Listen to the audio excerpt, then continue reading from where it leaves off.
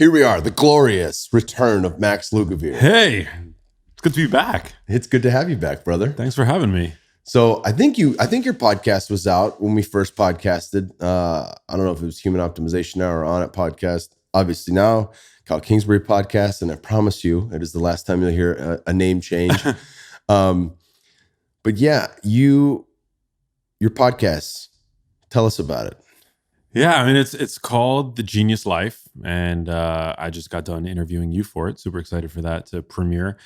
But yeah, after I launched my book Genius Foods in March of last year, I wanted to keep the content stream going, and certainly I've had a lot of friends that have had podcasts, and I've always sort of envied the ability that it gives you to just reach out with people that you find fascinating and say, hey, let's create some content together. I want to learn from you.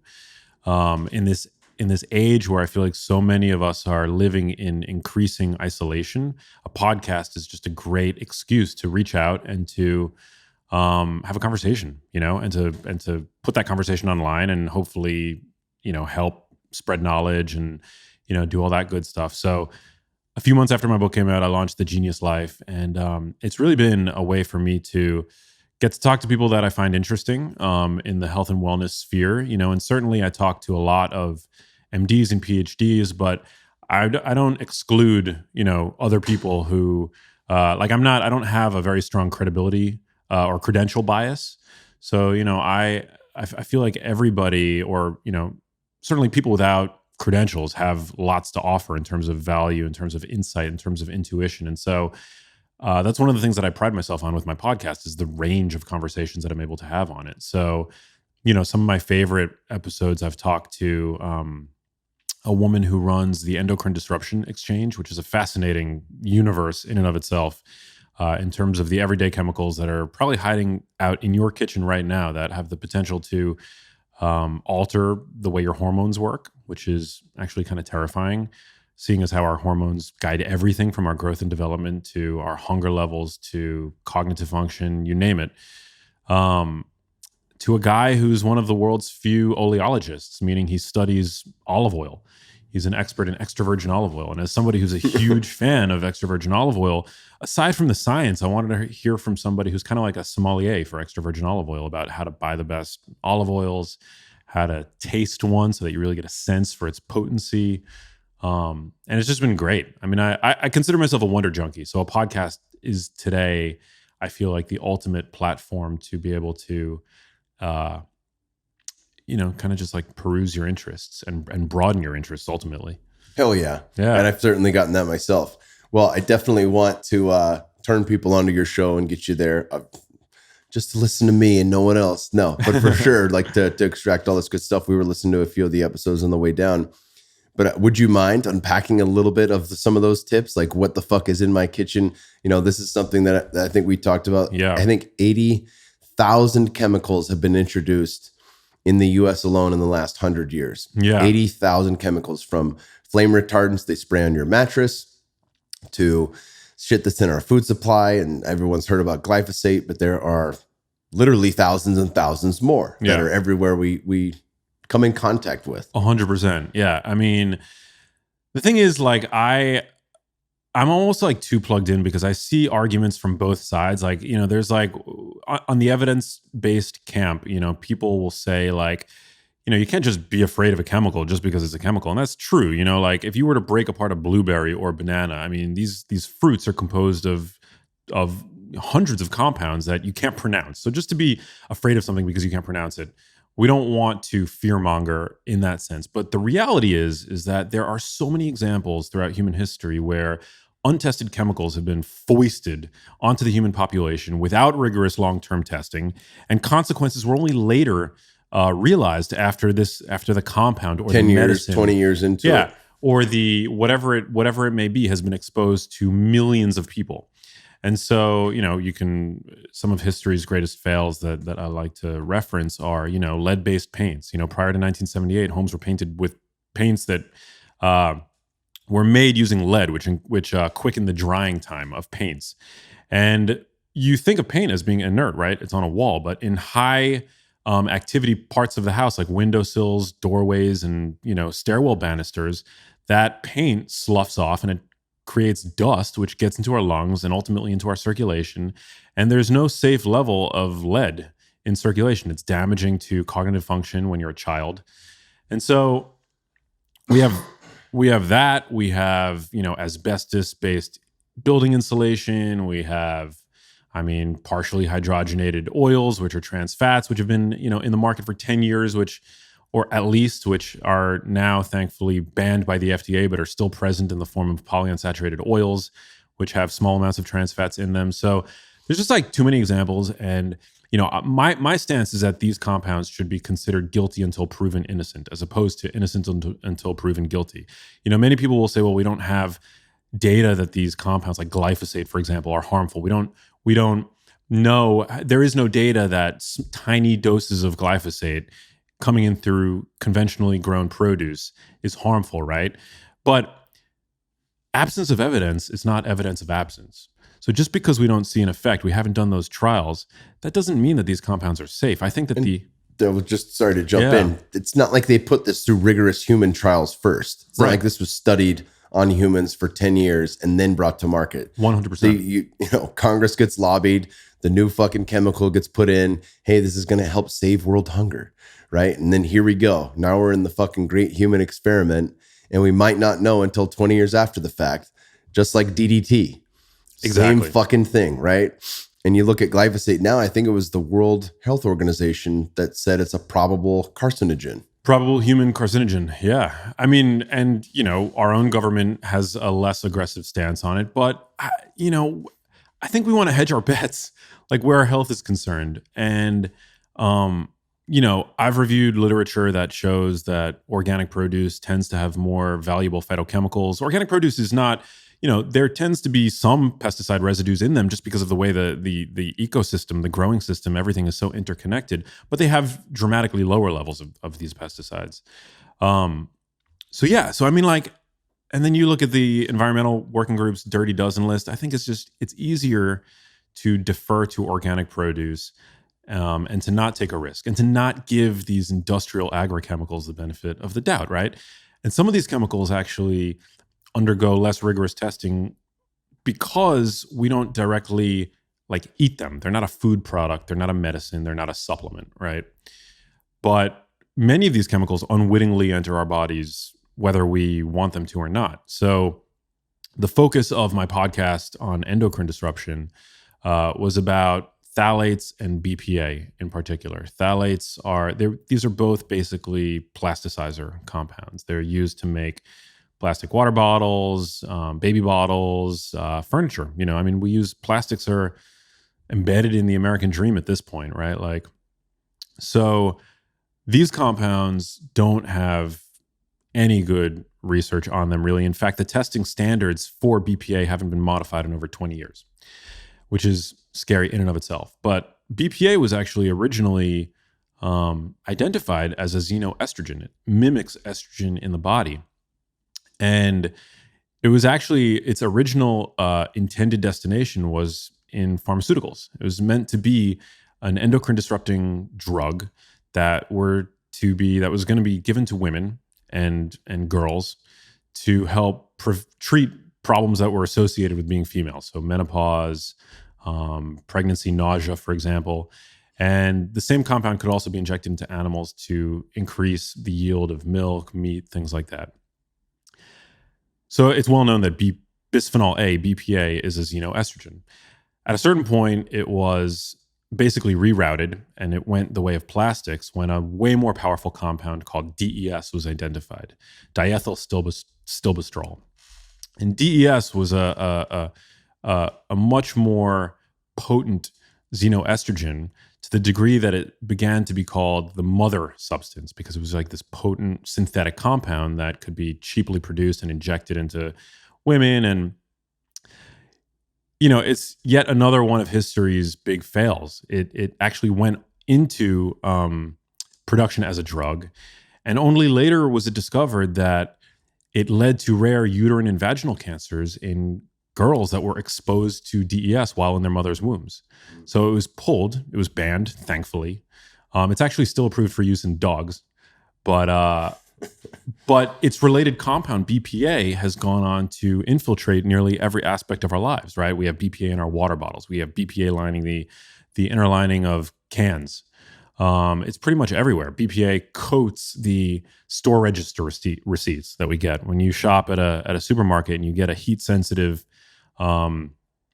receipt. It's coated in BPA, and this compound enters our circulation. It does so either through the skin or through hand to mouth behavior, and it's a potent endocrine disruptor, along with phthalates, along with, as you mentioned, flame retardant chemicals, which are now in our furniture.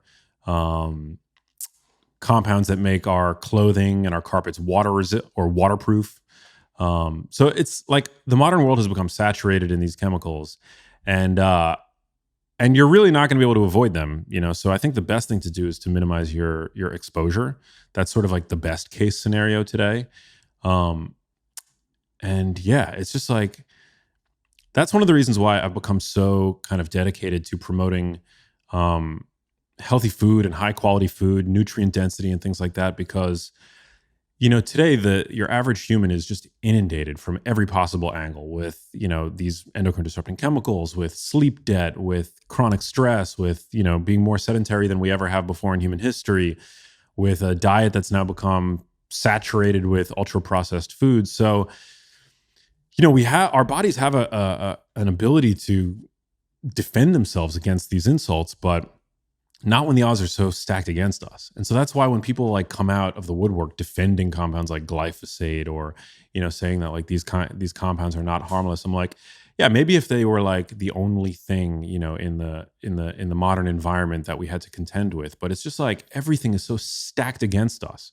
There's this terrifying statistic that today a woman's risk of being diagnosed with breast cancer is 1 in 6, right? So that's like a staggering statistic.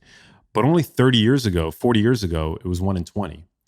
So our genes haven't changed. It's the environment that's mutated. And so that's become really kind of like a focus for me, and sort of exploring what that is. I kind of feel like in my first book, Genius Foods, I really got to do a deep investigation into nutrition.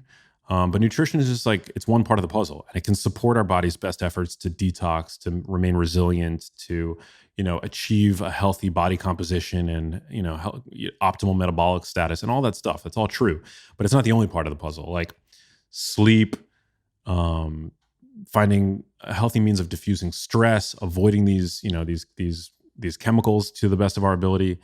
I think it's all super important. It's a lot, but I feel like we've talked about in the past my reason for getting involved with health and wellness. My mother was very sick, and it's really led to me kind of seeing the world in a new way, and leaving no stone unturned ultimately, because I just don't think that genes could explain what it was that my mom had developed. I mean, for your listeners who, people who don't know, and I've written about this in the past, my mom had dementia for 7 years that she developed. She started showing her first symptoms of at the age of 58. And that took her to the age of 66, where she was diagnosed with cancer, essentially. And over 3 months, I watched her, wither away, and it was just the most tragic thing. And I can't believe that such bad health was baked solely into her genes. I mean, we know that so much of chronic non-communicable disease today is environmental. It's the interaction between our environment and our genes, perhaps. And so people are sick. You look around, there's no question, it's 2/3 of adults are either overweight or obese. Half the population is either diabetic or pre-diabetic. Rates of cancer are through the roof. Heart disease is still, the leading cause of death globally. So, I've taken it on myself to become a bit of a detective, and just circling back to the podcast, it's a really great way to get to talk to people and to discuss these ideas and do it in a way that's that brings like people along with me for the journey, because certainly I'm not the only one in this position. Like everybody that I know, we were just talking about our good buddy Michael Trainer. He's just one of my friends who has been touched by dementia as well. Everybody that I know, every millennial that I know, because our parents are getting older, is seeing signs of cognitive aging, seeing dementia pop up. I have a good friend that was just diagnosed with breast cancer over the past month. So I think that it's all coming to a head, and we've been a part of this like mass experiment. We've been the unwitting guinea pigs essentially in this trial that's been running, and I just don't think that the outcome is looking good. No, it's getting worse for sure. Well, I like the direction you're taking, with the podcast and what you're doing in terms of expanding out. Food, as we both know, is such a critical piece because it's something that you can't live without it, right? Obviously, water being another big piece, air being another big piece. When you talked about genetics, that's something that really resonates with me. That was one of the first big, how should I put this? It was one of the first big, like it just shattered my beliefs as a young person. There's a couple things that have done that over the years as I've gotten into this space. One being, I think the common term was, or knowledge growing up was, be careful getting hit in the head. You only have so many brain cells. And after that, that's it. And it's like, no, we do continue to make new brain cells. And there's different things that can accelerate that and help us. But the brain with neuroplasticity is always changing. It's always in flux, no different than other parts of our body. But this concept that, if I have a genetic predisposition for something, that's the disease I'll die from. And that's total nonsense. It's absolute bullshit. Yeah. Dis-ease happens through different variations in what we put in our body, how much stress we have, right? And that stress, and I've taken some shit for this online from people that don't know, but Robert Sapolsky wrote a book called Why Zebras Don't Get Ulcers. Great book. Amazing. Paul Chek wrote a book called How to Eat, Move, and Be Healthy. Phenomenal. Both of them talk about how all stress chronically, and this isn't acute stress, people chime in online, what about back squats? That's a stressor. It's like, yeah, back squats work, but if you did that 3 times a day for the rest of your fucking life, that would become chronic, right? So chronic stressors could be emotional. They could be from your food. If you have a gluten intolerance and I'm constantly eating fucking pizza and bread and Cheetos and all this nasty shit all day long, like that's not going to help me out, right? So it could be from anything, any kind of stress that remains unchecked over time will lead to a breakdown, where now, because we have all these things, and this really just circles back to, I do have some level of control, and it is my responsibility to understand what that level is and how I can go about attaining that, right? How I can go about making sure, because I have a Aubrey and I both did our 23andMe, and we outsourced it to Rhonda Patrick's site, foundmyfitness.com, for a $10 donation. She looks at a number of different gene mutations and tells you, like, this is how you process vitamin D. This is how you process plant-based beta-carotene into usable vitamin A. Same thing with alpha-linoleic acid. Can you take plant-based omega-3s and use them in DHA and EPA or not? So both of us were the same in many aspects of that. Neither one of us we could be vegan and do well. We have to get animal source vitamin A from liver and egg yolk. We have to get omega-3s from fish and krill. We can't do it from chia seeds and flax seeds. Our body doesn't respond that way. Understanding that helps you to make sure that you're giving yourself the most optimized food and all that stuff. And you don't have to figure that out if you're trying to balance the diet. Yeah. Right. 100%. People of European descent tend to be worse at converting the plant-based forms of omega-3s to its usable forms in the body. And it's that's become something that, just generally speaking, I think I come across a lot of vegan and vegetarians on particularly through Instagram. Usually they don't follow me, but they always end up commenting on my posts. Mm-hmm. They're very militant. And they're private accounts, of course. Yeah. Yeah. And no hate against them, but just speaking to, because my wheelhouse is really, I began being very interested in the genetics of Alzheimer's disease and dementia and things like that. it is interesting to note that, most people who develop Alzheimer's disease, first of all, Alzheimer's disease rates are just skyrocketing. So it's estimated that 5 million people in the US have it today.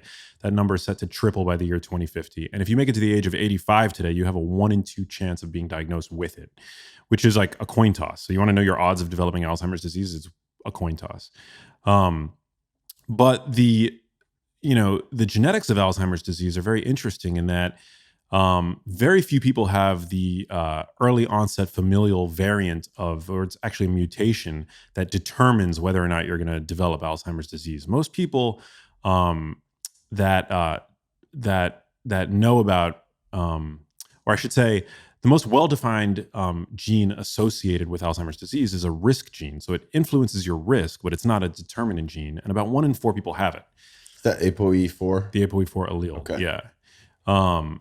But still, half of people over 85 have Alzheimer's disease or will develop it. So clearly there's a big gene environment interaction. And I gave a TED talk or a TEDx talk recently where I shared research that, if you look at parts of the world where their food supply hasn't been as industrialized as ours, and certainly their lifestyles are different as well. They don't live in the Western world where they're working behind computer screens and sitting at desks all day. The same frequency of the ApoE4 allele in those parts of the world, like in Ibadan, Nigeria, there's a lot. It's a much smaller, almost an insignificant association with Alzheimer's disease. So what that suggests is that if you're genetically at risk for Alzheimer's disease and you live in the United States, you might simply move to Ibadan, Nigeria, and see that risk abolished. So it's purely it's an environmental thing. And we don't yet have all the answers in terms of what it is about our environment that seems to pull the trigger on that predilection in people. But, I happen to think that just like our diets modulate in a powerful way our risks for many of these chronic diseases, which we're now seeing burdening society, obesity, type 2 diabetes, I feel like those same things, it's not a stretch for me to extrapolate how those same features might affect brain health. And so that's kind of the hypothesis that I sort of wrote Genius Foods operating under. I love that. And you mentioned obesity and diabetes, 2 more things that Aubrey and I both have a disposition for genetically to be obese. You guys are both ripped. That's the fucking case in point, right? Yeah. Like case in point. And it was funny when I saw that, I was like, really? I'm supposed to be obese? And I thought of my extended family, and I really saw the writing on the wall, and even diabetes on my mom's side and Alzheimer's on my father's side. And I was like, okay, all right, sure. The genetics show that, but you'll never see me obese. Yeah. You're never going to see me with diabetes. Right. Yeah. And that again, sure. I'm definitely into figuring shit out and understanding yourself a little bit better. Sometimes that means spending a little bit of money to quantify. Sometimes that means getting a self-quantification device, whatever the case is. It really just comes down to the want to know. Yeah. And it's really cool that you want to know this shit. Everyone who comes to this space usually had a fire lit under their ass that brought them here. Yeah. Right. So with your mother, Michael Trainor's father, different people get brought into this, and they understand that. Rob Wolf was a raw vegan in college at Chico State, and his health declined, testosterone dropped, and then he circled back and started working with Lauren Cordain and getting into the paleo space, getting into the keto space. But there is a catalyst that brings us here, and hopefully it's not something that you can't recover from. Yeah. No, what I like to say to people is that, genes aren't destiny, but they will determine what the standard American diet and lifestyle will do to you. The standard American diet and lifestyle ravages the human animal. We're eating diets that are not biologically appropriate, right? It's so funny. Like, I feed my cat a bag of cat food and it says biologically appropriate cat food. I'm like, how do they know this? It's basically what you would observe a cat eating in the wild, right? Unfortunately for the modern human, our wild no longer exists, right? We have access to sweet fruit 365 days a year, no matter where in the world we live, no matter where in the world our genes have sourced from. Food is available to us, there's a proximity effect, right? We're just around food all the time. Portion sizes are getting huge. And most of the foods that we're eating today are what are called ultra-processed foods. They're essentially hyper-palatable. So it makes it really difficult for us to moderate our consumption of those foods. And This was actually shown in a. I battle sometimes on Instagram with people in the if it fits your macros camp. Same. Yeah. Oh yeah. I call them calorie zealots because, you know, they basically take this reductionist approach where they distill food down to its, the energy. Calories in, calories out. Calories in, calories out, right? You are no healthier or like your health is determined solely by your energy balance at the end of the day, and I think that that's such BS. And this was actually shown. So my focus really is in helping people to recognize food quality. And I do this on Instagram, but I also get to do it. I'm very lucky. I get to do it on television where I get to reach, America. I get to reach like the masses. And I see that people are confused as hell, as confused as they've ever been when it comes to nutrition. And my argument is that by reaching for higher quality foods and by eschewing the ultra processed junk foods, your hunger is naturally going to regulate itself to the degree that you don't have to think about calories. Calories are like time, right? It's like a man-made construct. And while you might enjoy being tethered to your Excel spreadsheet or your calorie counting app or your food scale, I mean, that's not what any of the people in the world's blue zones are doing. That's not what any of the world's remaining hunter-gatherers are doing. And that's not what we did for the vast majority of our evolution. Our bodies have an intuitive sense of what kind, the degree to which they need energy. And that becomes abundantly clear when you base your diet around unprocessed whole foods, which, should sound intuitive, but recently a trial was published led by National Institute of Health obesity researcher Kevin Hall. And he found that basically when you let people consume an ad lib diet, meaning they were like allowed to eat, as much as they wanted, eat until fullness or satiety, that by eating a diet that was built around whole unprocessed foods, their hunger naturally regulated itself to the point that they actually were able to maintain their energy balance or come in at a deficit naturally. And, that leads to weight loss, obviously. Whereas when they gave the same subjects, it was a crossover trial, ultra processed foods, they ended up eating a 500 calorie surplus. So this obsession with calories to me is just totally asinine when it really seems to be an artifact of the fact that our diets have become so mangled and so industrialized. Whereas by eating unprocessed foods and by sticking to dark leafy greens, vegetables, cruciferous vegetables, meats like, grass-fed beef, chicken, eggs, things like that. And even your starches. That's something that I love that you pointed out in Genius Foods is like, you can have fucking berries. You can have there's good sources of carbohydrates. 100%. Sweet potatoes, probably going to do a lot better than some type of flour-based bread or pasta. Yeah. I mean, the thing about carbs. So, there's a lot of, from the same camp, really, the calories brigade, that, sweet fruit, grains, things like that. Again, it's all about calories. It doesn't matter if you're eating sugar, if you're in a hypocaloric state, if you're consuming fewer calories and you're expending every day, you can have as much sugar as you want. Basically, you're going to lose weight all the same. But I've been honed by my experience getting to like do these TV shows, right? And I'm not just talking within my filter bubble of my Instagram audience and people who are following the paleo hashtag and the LCHF hashtag. I'm talking to people who are like not only truly ignorant about nutrition, unfortunately, but also when you look statistically again at people's metabolic health in this country, most people have some degree, if not full blown glucose intolerance.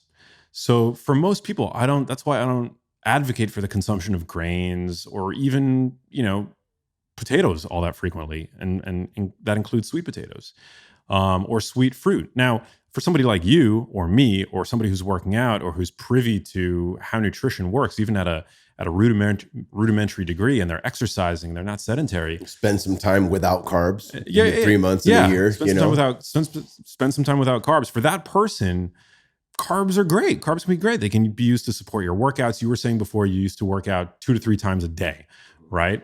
I mean, for somebody like you with that program, I mean, you have a way higher carb tolerance than most people. But if you're diabetic, pre-diabetic, you basically have minimal carb tolerance. And so for those people, I don't advocate for, the consumption of sugar and starches and things like that. And so I love getting that kind of pushback on Instagram. It seems so self-centered.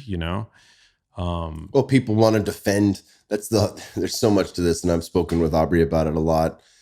The defense of who we are, Yeah. right? And that really, you look at politics, religion, any of these things. And I brought this up a lot. It's Pride Month. I've brought it up a lot recently, but like this concept that if I say it doesn't matter if a man wants to have sex with another man, it's none of your fucking business. Who Right. cares? And you say, no, they're going to burn in hell. It's wrong. It says so in the Bible. There's really, we're at odds here, Mm-hmm. right? And that's okay.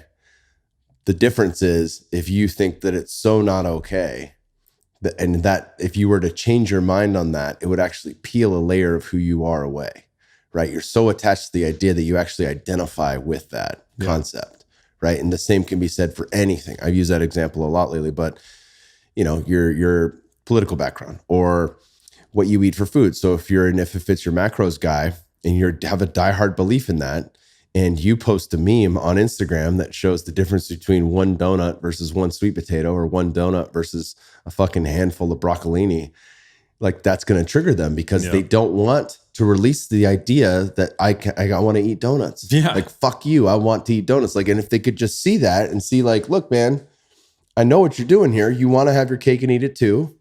That's fine. Understand that. And maybe you do have metabolic flexibility. Maybe you have done some fasting and some other things, and that occasional fucking cheesecake. I'm going to eat cheesecake tomorrow for my boy's birthday. Yeah. And I'm not going to fucking worry about it. Right. I'm not going to worry about it. But that's not a part of my diet. There's no part of the week where I'm like, it's cheesecake day, or it's today's my cheat day. Yeah. And I'll eat whatever I want. That doesn't exist in my lifespan or how I really make this work now. But I think that's such a critical piece is in the argument section online, which is fucking everywhere, whether it's Reddit, Instagram, Twitter, Facebook, people need to understand that we don't always have to agree on things. Where you'll actually learn is when you can pull yourself back a layer from what you believe and listen. Doesn't mean you agree with me on everything I say. Doesn't mean you agree with Max on everything he says. But if it triggers you to the point where you will no longer hear the person in front of you, that's where we run against an issue, right? When you're so identified with your own beliefs that you can't release it to new, more valuable information, that's an issue. Yeah, 100%. I think, it becomes problematic when like religion gets in the way. And I use the term religion loosely to, apply to everything from, these nutrition factions like, veganism or even carnivore, keto, whatever, paleo. But even in the worst instances, and this is, thankfully a minority, but like people can use science as a religion as well.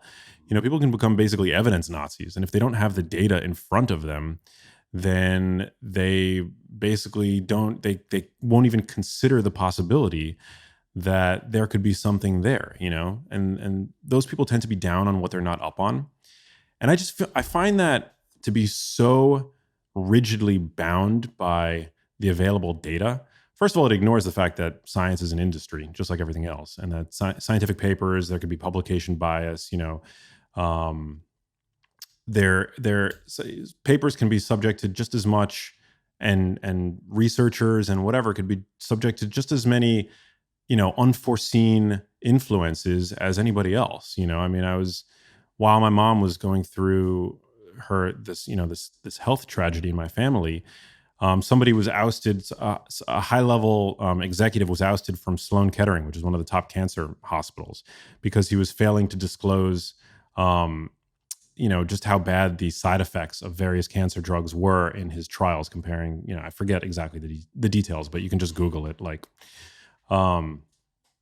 And so, we have to remember that science is an industry and it's subject to innumerable biases. And when you take looping back to these endocrine disrupting chemicals, glyphosate, whatever it is, there are billions of dollars that are getting in the way potentially of those long-term studies and the data that we need to really determine whether or not these compounds are going to be safe. And it's just not a risk that I'm willing to take with my life and the life of, and the health of my loved ones. So, I guess it's a philosophical quandary. But at the end of the day, as you mentioned, I think it's important to listen to all sides and to develop that critical lens for yourself, to do your own research, to align with people who you think are trustworthy, who disclose where their funding is coming from, because everybody needs to make a living, right? And just to kind of go with your internal compass, like go with what you believe is right, go with your gut. Yeah. And not marry the idea. Like when I first got into ketosis, I probably spent the better part of 2 years in that space and really felt amazing. And then as my training shifted and I started competing in jiu-jitsu again, I circled back to better carbohydrates. And then Wired to Eat was written by Rob Wolf, and he taught us how to test our carbohydrate tolerance to different carbohydrates. And I really spent a year in that space playing with different things and figured out white rice, probably not the best for me. Sweet potatoes, they're okay. And, then how do we look at that from a composition standpoint? And how do I look at that from a cognitive standpoint? And when's the best time to circle around? It all came from trial and error. There is no one size fits all approach to any of this stuff. Totally. Yeah. Yeah. There's no one size fits all. And even at the end of the day, like no scientifically trained person will ever speak in certainty, when it comes to things as complicated as nutrition, diet, lifestyle. I mean, what we have at our disposal are probabilities. And so you have to see yourself as an N of one experiment. You really have to tinker and whether it's, experimenting with, the conditions in your bedroom for, to optimize your sleep and then tracking it with a sleep tracker, or going and getting blood labs every year and seeing whether or not the butter that you're putting in your coffee every day is causing an aberration of your lipids. Like, I think it's important to stay, to keep tabs on these things, because if we don't, who's gonna, I mean, we go to doctors for the most part for sick care. We don't do it for healthcare. Healthcare is what happens when you're pushing your shopping cart, along the perimeter of the supermarket, and you're doing your best to avoid the aisles where, which is where the ultra processed packaged foods lie. It's usually in the aisles of the supermarket. It's when you're debating with yourself whether or not you want to get off your butt and go to the gym. That's healthcare. That's like where wellness occurs. It's those like micro decisions that we make every day that don't feel like they matter all that much, but in the grand scheme of things, they matter a lot. And that's really what I feel like my role is in all this, to sort of help people realize how empowered they truly are. Because by the time you're sick, you're disempowered. Illness is the great disempowerer. I don't know if that's a word, but I'll take it. But it really is, So, and I've learned the hard way. I've seen it firsthand from every conceivable angle. And so, yeah. Oh yeah. Well, I know you got to get out of here soon. You got another podcast coming up, but I wanted to ask you one quick blib on you. You asked me what my favorite biohacks were when I was on your show.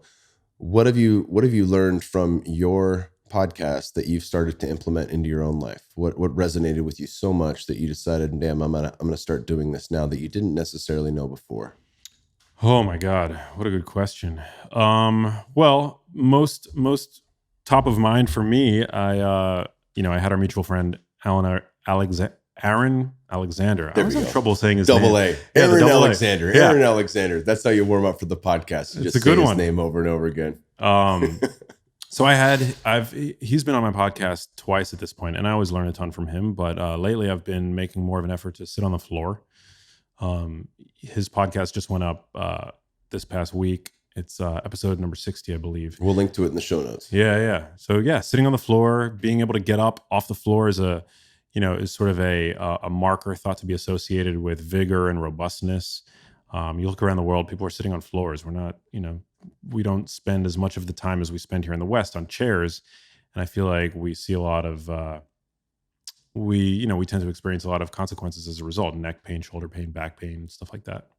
So, oh yeah. I love it, brother. And I'll add to that one piece. I think it was $180 on Amazon. It ships free on Prime for 100 square feet of MMA puzzle mats. And our living room for the last 6 years has had these right in the living room. So if I can't make it to go to yoga, or if I need a spot to wrestle with my son, it's always fucking there. Whoa. And we talked about convenience on your show, how you make something available. Yeah. We've had hardwood floors, and the Airbnb we're in right now is hardwood. It's not a great surface to sit on. Right. Right. But you put those MMA mats down, and all of a sudden you got a place to do yoga. You got a place to wrestle. You got a place to stretch. You got a place to roll out and have fun.